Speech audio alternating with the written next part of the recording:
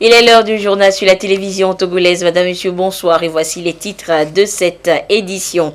Les juridictions du Togo et du Bénin se rapprochent davantage.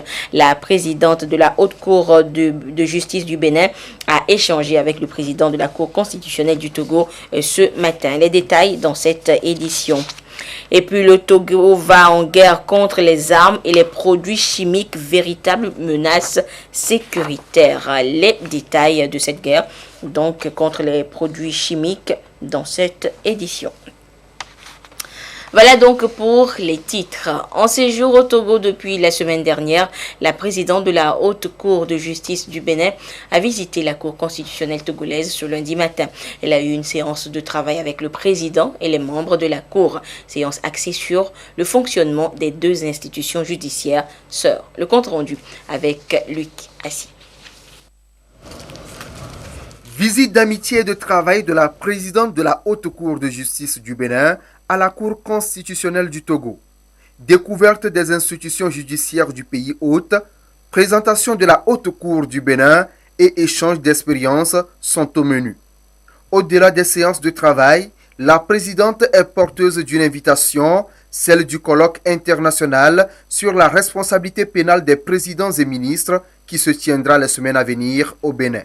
La Haute Cour de justice du Bénin organise les 9, 10 et 11 décembre prochains un colloque international sur la responsabilité pénale des présidents et des ministres. Dans ce cadre, nous avons entamé des visites auprès des présidents des institutions intéressées par cette thématique dans la sous-région. Et c'est à ce titre que je suis arrivée avec ma délégation au Togo. J'ai été reçue chaleureusement par le président de la Cour constitutionnelle du Togo, en tant que, bien sûr, membre de la Cour constitutionnelle du Bénin, et aussi par le ministre chargé des relations avec les institutions du Togo. Une démarche appréciée par le président de la Cour constitutionnelle du Togo, Aboudou Assouma. Il se réjouit de la bonne coopération qui existe entre la Cour constitutionnelle du Togo et ses institutions sœurs de la sous-région. Madame la Présidente, nous avons hautement apprécié l'honneur qui nous a été fait par vous. Lorsque vous avez décidé de nous faire l'amitié, de venir nous rendre une visite d'amitié de travail à Lomé, je constate que la coopération sud-sud marche à merveille entre nos institutions, puisque avant cette visite que vous effectuez en ce moment, nous avons reçu d'autres institutions de la sous-région pour la même démarche, séance d'amitié et de travail. En effet, il importe de renforcer cette coopération en tant qu'instrument qui permet d'échanger et de s'ouvrir sur le monde. Nous savons que votre cour, madame, a déjà une longue histoire dans le domaine constitutionnel. Et c'est cette riche expérience que nous voulons partager avec vous. Car nous aussi, nous avons une histoire et nos spécificités en partage. L'invité a salué les réformes intervenues à la Cour constitutionnelle du Togo pour mieux répondre aux défis de l'heure. 35e réunion ordinaire du comité de pilotage de l'initiative pour la transparence dans les industries extractives ITIE. Il est question de faire le point de la campagne de dissémination du rapport 2017 aux nouveaux membres du comité. Le compte rendu avec Clarisse Attiquet.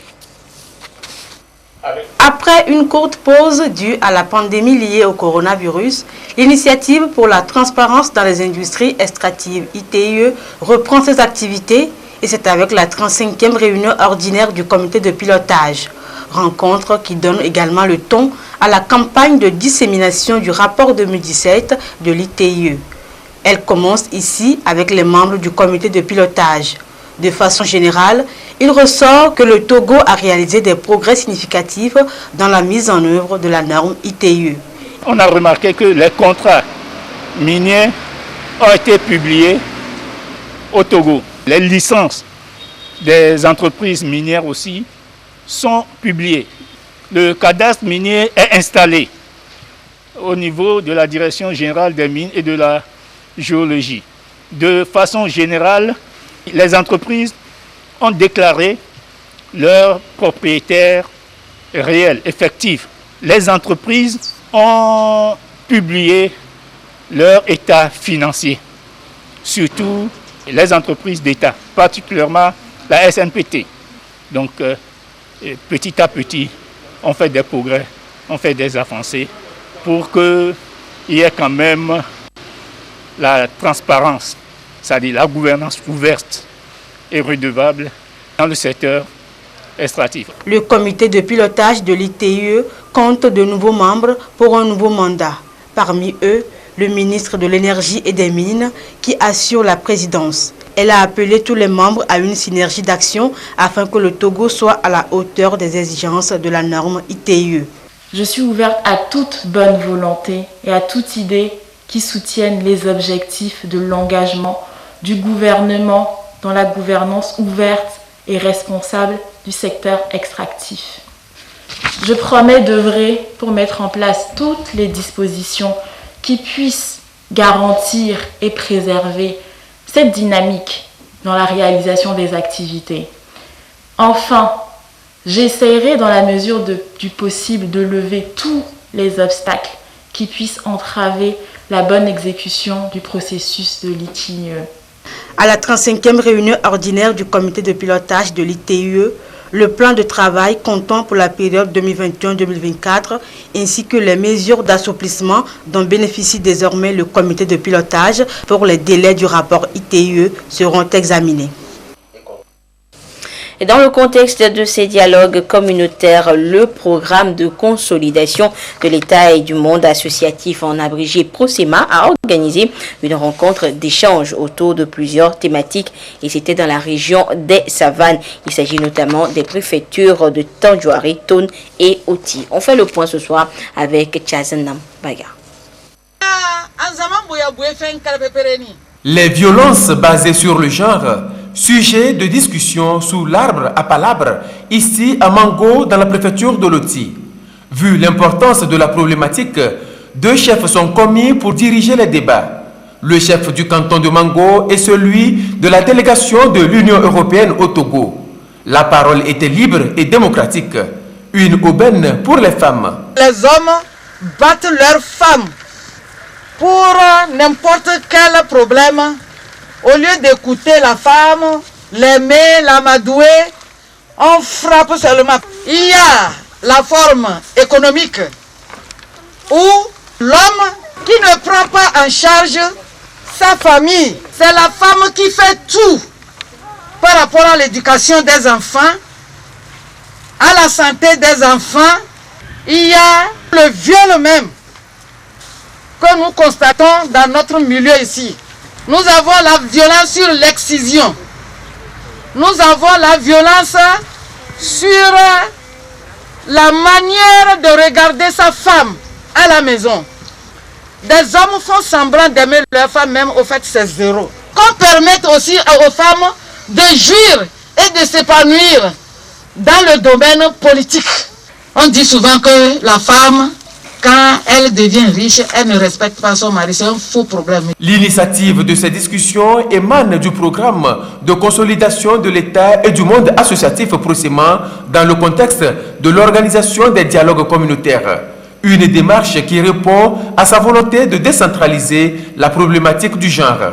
Au niveau décentralisé, nous avons choisi 18 localités à raison de 3 localités par région en vue d'amener les acteurs de base à réfléchir sur la thématique, à mieux comprendre les enjeux qui sont liés donc à la question du genre. Amener la base à discuter de ces questions de genre, qui ne doivent pas être des questions uniquement d'intellectuels à Lomé, et qu'on prenne les idées de la base pour pouvoir faire un programme pertinent sur le genre au Togo. Le procès-ment est financé par l'Union européenne, dont le chef de la délégation au Togo, en tournée de suivi des programmes et projets, appuyé par son institution, a présidé ses assises aux côtés du chef canton de Mango. Je crois qu'il y a une ignorance qui dit que la femme doit rester au foyer et que c'est l'homme qui doit pouvoir supporter la femme. Alors qu'aujourd'hui, la femme doit se lever et se battre. Il nous appartient, comme nous l'avons commencé, de faire en sorte que les femmes aillent à l'école, parce que le gouvernement a quand même donné toutes les mesures. L'écolage est très bas, aujourd'hui même abandonné, au profit de la gente féminine. Et il nous appartient, en tant que leader d'opinion, chef de la communauté, de pouvoir accompagner l'effort du gouvernement afin que nos femmes puissent enfin se lever pour quand même aller de l'avant. Les conclusions de ces dialogues communautaires seront transmises au ministère de l'Action sociale dans l'optique d'élaborer un programme holistique et cohérent sur la question du genre au Togo. L'exercice est mené également dans les préfectures de Tonne et de Tandjouar, ainsi que dans les autres régions du Togo. La sécurité et la sûreté des biens et des personnes participent à la croissance économique des États. C'est pourquoi l'État togolais ne veut négliger aucune menace sécuritaire d'où qu'elle vienne. Dans cette perspective, l'Autorité nationale pour l'interdiction des armes chimiques ANIAC a entrepris une tournée de sensibilisation dans les industries manipulant au quotidien les produits chimiques qui, au-delà de leur contribution au développement de l'humanité, constituent de véritables menaces sécuritaires. Voyons cela avec Ulrich Amiga et Esther Laclé. L'Autorité nationale pour l'interdiction des armes chimiques, ANIAC, en visite d'inspection dans la société ivoirienne de parfumerie du Togo. Au personnel de cette société manipulant au quotidien les produits chimiques, les mesures de sûreté et de sécurité ont été rappelées. Cette visite sera ensuite poursuivie à la société Wanten Deli d'Odo Cosmétiques et au laboratoire pharmaceutique Tongmei avec le même objectif. C'est que je dois porter une masque, je dois porter les gants, je dois porter une lunette avant de travailler pour ne pas avoir après les maladies. Lorsque les employés sont exposés aux produits chimiques, in fine ça va entraîner donc des maladies professionnelles. Et donc, qui peuvent être relatives à la bioaccumulation de tout ce qu'ils ont eu à inhaler, ou bien ce à quoi ils ont été exposés durant leur fonction. Et donc, il peut y avoir des maladies neurologiques, il peut y avoir des maladies liées au système cardiovasculaire, il peut également avoir des affections relatives au système hormonal et reproducteur. À travers cette démarche, l'ANIAC entend sensibiliser les populations ainsi que les responsables des dites sociétés sur les dangers que représentent ces produits chimiques qui constituent également des armes de destruction. La finalité, c'est de leur donner le b.a.-ba des produits chimiques et les sensibiliser sur les conditions d'utilisation de ces produits chimiques et leur faire comprendre comment ces produits chimiques pourraient être gérés en entreprise. Surtout au niveau du stockage et au niveau de l'emploi même qu'eux-mêmes devaient faire par rapport au mode opératoire et qu'ils gèrent en entreprise. La sûreté et la sécurité des biens, des personnes et de l'environnement, une priorité pour le gouvernement togolais. L'ANIAC compte poursuivre cette visite dans d'autres structures pour davantage sensibiliser sur le phénomène des armes chimiques. L'élevage reste l'activité de prédilection dans la région des savanes et c'est d'ailleurs une des raisons pour laquelle le gouvernement togolais a implanté l'IFAD élevage à Barkwasi. Et de sa sortie de terrain en fin de semaine dans la région, Madame le Premier ministre Victoire Tomega Dogbe a marqué une pause à Galangashi où elle a visité un petit producteur de volailles. Le compte rendu de la visite avec Adolphe Paca. De son passage à l'IFA d'élevage de Barkwasi, tous les acteurs ont été unanimes pour soutenir que les savanes, c'est une région qui s'en sort bien dans l'élevage. Et la réalité du terrain le démontre, les bovins, les caprins et la volaille, il n'est pas rare d'en rencontrer dans la nature. Pour mieux s'enquérir de cette réalité, le Premier ministre Victoire Toméga Dogbe fait une escale à Kalangashi, où elle visite un poulailler traditionnel amélioré d'un éleveur engraisseur. Ici, c'est des éleveurs engraisseurs qui ont reçu chacun 100 pintades dans le cadre du projet et qui ont reçu aussi un bâtiment scolaire. Donc, Madame le Premier ministre est venu visiter cet élevage. Nous sommes très contents. Elle nous a fait assez de recommandations. Elle demande au ministre de nous mettre en contact avec le PAEJ pour pouvoir mieux accompagner les éleveurs que nous sommes en train d'appuyer. Donc nous sommes vraiment satisfaits. C'est en fait un mini-projet accompagné par l'ONG Élevage sans frontières avec l'appui financier de l'AFD, Agence française de développement. La région est tellement favorable que les éleveurs n'ont pas plus de 3 mois pour goûter les fruits de leur labeur. Donc encore 3 mois. Encore 3 mois, on peut vendre. On peut vendre. Oui. Le pentado de 42 jours, nous on l'achète à 1200. Okay. Et maintenant, nous on accompagne les éleveurs avec. Mais ils auront maintenant la charge, après avoir vendu, de retourner auprès des éleveurs naisseurs pour s'en approprier. On vient aussi mettre en contact avec le PAEJ SP, qui accompagne sur un certain nombre de filières. Okay. Là, ils ont fait soja, manioc et maïs. Maintenant, ils font aussi les volailles. On pense que c'est un projet.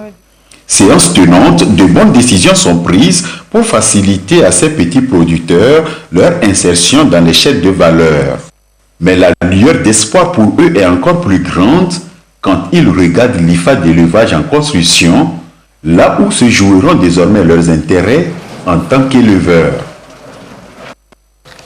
Et de leur côté, le ministre de la Communication et des Médias et son collègue de l'enseignement technique et de l'artisanat étaient dans l'Ougou où ils ont rencontré les populations d'Agné, Est-Mono et Ougou. Et la rencontre était de permettre d'expliquer aux communautés la feuille de route du gouvernement et ceci pour les solliciter à accompagner la mise en œuvre de cette feuille de route justement pour l'atteinte de la stratégie 2025 du chef de l'État. Le compte rendu avec Silver Abdou. Les axes prioritaires sur lesquels s'appuie le gouvernement togolais pour la réalisation de sa feuille de route les 5 prochaines années, expliquées aux populations à la base par le ministre de la Communication Akoda Ayewadan et son collègue de l'enseignement technique et de l'artisanat Eke Kokou Odin. Les deux ministres ont fait ce retour à la base pour rencontrer cette communauté locale du Grand Ougou pour leur expliquer la vision du chef de l'État déclinée sur 3 axes, notamment l'inclusion et l'harmonie sociale qui vise à favoriser l'accès universel aux soins de santé, à l'éducation et bien d'autres, dynamiser l'emploi pour la création de richesses à travers la promotion de l'agriculture et enfin la consolidation de la paix et la sécurité pour un meilleur vivre ensemble.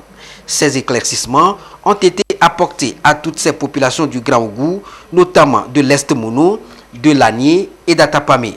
Ceci en vue de susciter leur implication effective et leur accompagnement dans la mise en œuvre de cette vision stratégique du chef de l'État. Il faut que la population soit associée.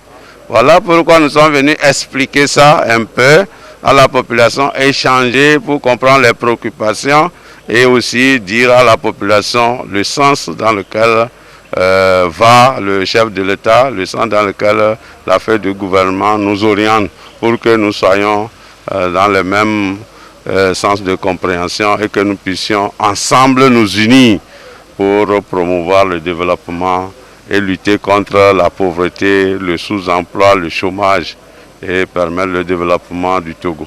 Il s'agit pour ces membres du gouvernement de faire comprendre aux populations les grandes lignes de cette feuille de route pour que chacun joue sa partition.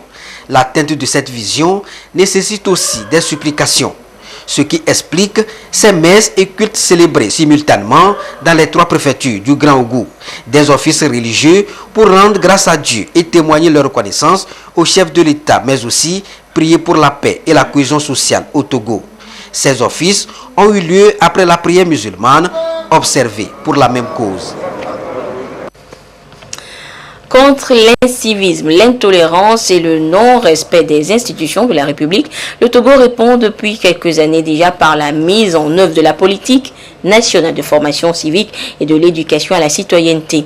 C'est un document qui informe sur l'adoption de valeurs républicaines et qui amène les Togolais à s'attacher à leur patrie. Comment cette politique est-elle mise en œuvre sur le terrain? Les éléments de réponse dans ce dossier signé Christa Bédinou avec la voix de Sonia Aminipo. L'ambition est noble. Elle veut faire du Togo un État moderne et prospère dans lequel émergent de bons citoyens respectueux des lois, des valeurs républicaines et démocratiques. Cette vision des plus hautes autorités du pays s'est traduite par l'adoption en 2014 de la politique nationale de la formation civique et de l'éducation à la citoyenneté. Elle comporte 3 axes. Le cadre légal et institutionnel, le renforcement des capacités et le 3e axe consiste donc à promouvoir les valeurs civiques et citoyennes. Le civisme implique beaucoup de valeurs telles que le patriotisme, le respect des lois et des règles qui régissent le pays. Ça implique également le respect et la protection des biens publics, la promotion de la culture et de la paix. Et ça implique beaucoup d'autres choses telles que la solidarité, la tolérance, le loyalisme et beaucoup d'autres valeurs. Cette politique est mise en œuvre sur le terrain depuis 2016 par la direction de la formation civique. Annuellement, elle organise 2 appels à projets. L'appel à projet à l'endroit des associations pour former, sensibiliser sur des thématiques liées au civisme et le second à l'endroit des médias pour des émissions, des sketchs et spots de sensibilisation. Des manuels didactiques sont aussi élaborés. Au niveau de l'éducation, notre ministère, en collaboration avec le ministère des enseignements primaires, secondaires, se sont mis ensemble donc, pour élaborer des manuels en direction des enseignants et des élèves. Donc ces manuels ont déjà été vulgarisés et déjà mis à la disposition des enseignants. Actuellement, nous sommes encore en train de prévoir la vulgarisation d'un autre document à l'endroit de l'enseignement technique. La direction de la formation civique plaide également pour que l'enseignement de l'éducation civique et morale, ECM, soit obligatoire du primaire au lycée et que la matière ne soit plus facultative. Il s'agit d'inculquer les valeurs civiques et républicaines aux citoyens togolais dès son bas âge. Le rapport d'étude sur la perception et le coût de la corruption au Togo a fait objet de sensibilisation du côté d'Atakpamé sur initiative de la Haute Autorité de prévention de lutte contre les infractions assimilées à Plusia. Ceci pour une implication active des services déconcertés de l'État et bien d'autres acteurs de développement dans la lutte contre ce fléau qu'est la corruption. Nous écoutons à présent le président de la APLUSIA et Sorhana Wiao. La corruption est réelle dans notre pays, elle est préoccupante. Nous devons nous engager tous pour lutter contre cette corruption. Nous voulons inviter tout le monde à dire non à la corruption dans notre pays. Dire non, c'est dire que la corruption ne passe pas par moi. Je ne prends pas de pot de vin, je n'en donnerai pas. Dire non, c'est aussi collaborer avec la Plusia en dénonçant les faits de corruption dont vous aurez été témoin ou victime. Nombreux sont les laboratoires biotechnologiques à se lancer dès le début de la pandémie au coronavirus dans la recherche et la fabrication de vaccins pour enrayer le mal. Eh bien, bonne nouvelle, on assiste ces derniers jours à l'annonce de plusieurs vaccins avec une efficacité de plus de 90%. C'est donc une lueur d'espoir que scrutent minutieusement les infectiologues dans la lutte contre la maladie. Le point avec Christ Abidinou dans ce dossier, présenté par Ramdan Passina. La course au vaccin contre le Covid-19 se poursuit de par le monde. Une concurrence féroce que se livrent plusieurs laboratoires européens et américains. Que ce soit Pfizer ou BioNTech, Moderna ou Sputnik 5 développés par la Russie, l'on annonce à ce jour des vaccins à plus de 90% d'efficacité contre le virus. de la lumière au bout du tunnel. La hantise dans une épidémie, c'est qu'à partir d'un premier cas, qu'on puisse maîtriser rapidement la situation pour ne pas qu'il y ait extension du virus. Lorsque déjà le virus dépasse des frontières, des localités, vraiment, il est difficile de pouvoir maintenant contenir. Et nous sommes arrivés à un moment où les mesures barrières vont nous amener à réduire les cas de contamination, mais nous sommes également arrivés à un moment où vraiment la gestion des hommes également est très difficile. Jusque-là encore, il y a des gens qui ne sont pas encore conscients de la chose. Et il y a des gens qui sont toujours sceptiques de l'existence de ce virus. Et donc, il y a toujours ces personnes-là qui ne vont pas respecter les mesures parce qu'elles ne croient pas à l'existence de la chose. Et donc, si elles ne croient pas, vous comprenez que elles peuvent être également des sources de contamination et puis inciter les autres également à ne pas respecter les mesures. Vu l'évolution de la chose aujourd'hui, c'est un vaccin qui pourra résoudre le problème. Donc il y a des vaccins qui sont annoncés, mais on attend de voir d'ici la fin de l'année ou bien au courant de l'année prochaine comment ces vaccins vont se présenter et si vraiment efficacité il y a. Je pense que 2021 va être une année quand même de répit. L'AstraZeneca et l'Université d'Oxford ont aussi annoncé un vaccin efficace à 70%. Du côté de la Chine, 4 vaccins seraient également sur la bonne voie. Plusieurs sont les pays qui se bousculent des États-Unis en Europe pour passer la commande de ces vaccins, même s'il faut encore attendre une certification officielle des régulateurs. Cependant, Tedros Adhanom Ghebreyesus, le patron de l'OMS, prévient un vaccin va compléter les autres outils que nous avons. Par le remplacer, a-t-il déclaré. L'Afrique pourra-t-elle aussi se procurer à temps ces vaccins une fois leur efficacité avérée? La question demeure.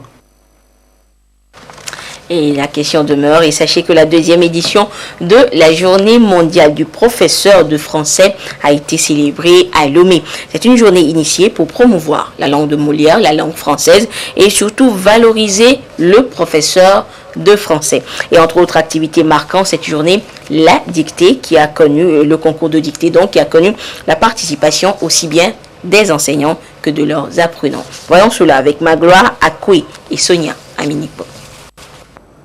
Le village retournait peu à peu à sa morne léthargie.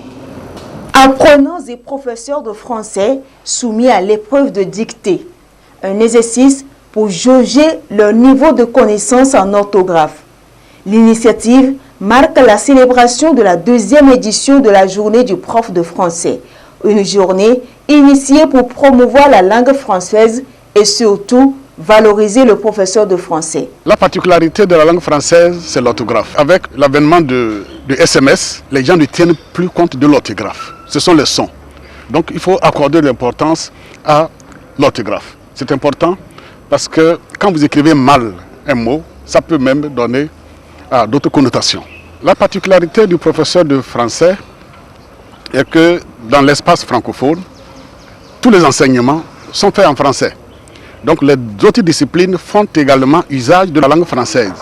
Cela suppose que les apprenants maîtrisent la langue, qui est le vecteur de l'information. Cette année, l'accent est mis sur l'approche par compétence et la place du numérique dans l'enseignement. Désormais, les enseignants devront tenir compte de la situation pandémique pour revoir la façon de dispenser leurs enseignements. Antérieurement, on n'avait pas besoin du numérique pour faire l'enseignement du français.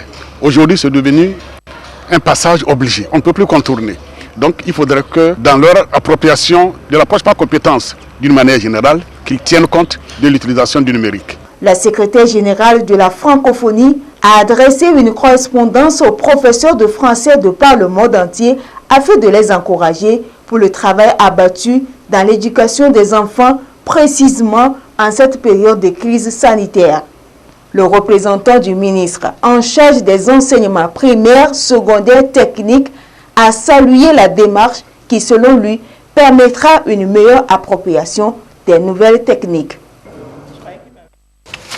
Ce communiqué à présent, le ministre du Commerce, de l'Industrie et de la Consommation locale porte à la connaissance des importateurs, distributeurs et revendeurs de sachets plastiques que par arrêté interministériel numéro 0031 du 17 juillet 2020, portant déclaration préalable d'importation et de commercialisation des produits sensibles au Togo. L'importation et la commercialisation des produits sensibles est soumise à une déclaration préalable. Ainsi, tous les importateurs de sachets plastiques sont invités à faire les formalités nécessaires pour se conformer aux dispositions du dit arrêté. Pour toute information utile, contactez le secrétariat technique au numéro de téléphone 00228 91 29 36 24.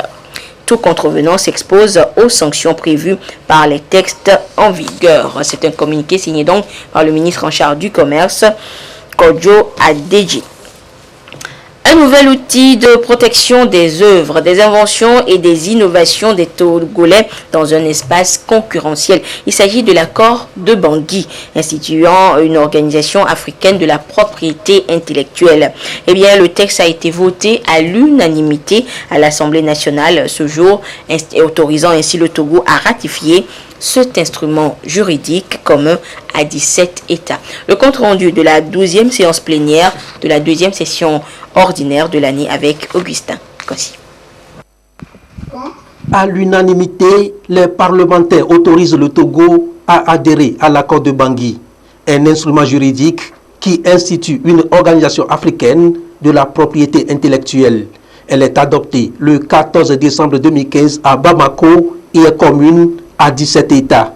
L'accord protège le droit de ceux qui créent et innovent de manière uniforme. Un instrument de promotion des innovations technologiques, des inventions et créativités, mais aussi outil de lutte contre les contrefaçons et la concurrence déloyale en protégeant les titres, brevets et droits de propriété intellectuelle. Et le gouvernement se veut rassurant dans un contexte où les idées circulent librement.